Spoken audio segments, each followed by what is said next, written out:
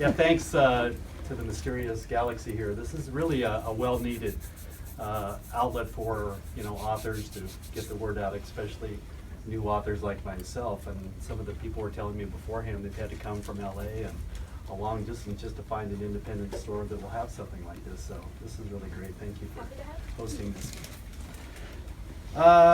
Cowboys and Indians and stormtroopers and rebel pilots, it's like dragons, princesses, knights and princesses, it's like these stories have been around forever, right?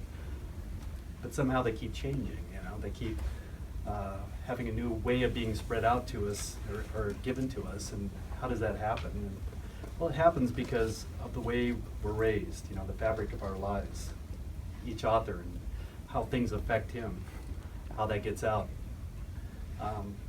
I was raised in Montana and Wyoming. I'm a storyteller, that's what I do. And as I grew up as a young man, my brothers and I would ride horses and race each other across the pastures of my grandfather's ranch in Montana. And I had early inspiration as a young man when I walked on the exact same path that Butch Cassidy and the Sundance Kid did when they walked into the hole-in-the-wall hideout.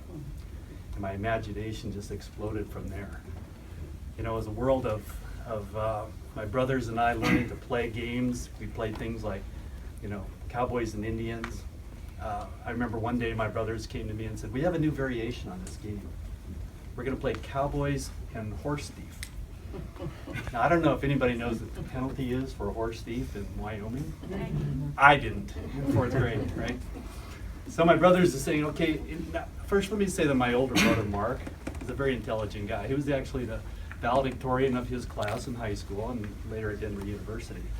And he was always looking out for my welfare. And so he explained to me, if we took a towel and wrap it around your neck, before we put the noose on it and hang you from the swing set, you won't die. And I thought about it, and I'm looking up at the swing set. Okay, we'll just do it, right? And so my other brother, Patrick, who was not the valedictorian of our class, he liked realism.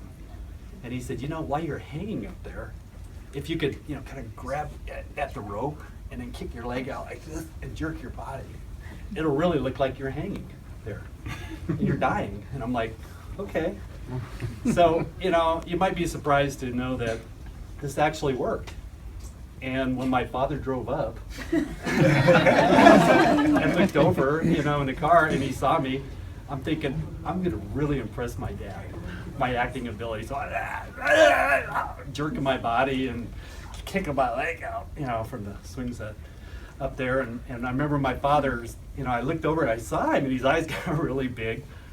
And he ripped the door open on the car and he's like, my God, what the hell are you guys doing? And my brothers are thinking, well, it's time, the posse's here.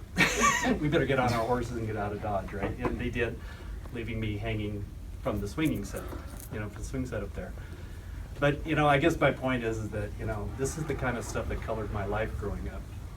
These are things that I remember and made me laugh and taught me about family and they taught me about love. They taught me about humor. And so later in life I remembered those things and incorporated that sort of fun and excitement into the books or into the scripts that I wrote in film and television when I was working in Los Angeles and some of my other writings. And then this is my first novel, and it's called Those Crazy Notions of Otherwise Intelligent People.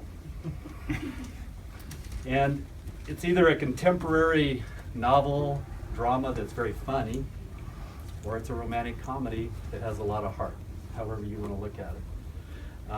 It's a story of Elena Doran, who's a therapist right here in San Diego. And she has a problem, and it's her 7-year-old son, who hasn't spoken a word since he saw his father murdered almost a year ago.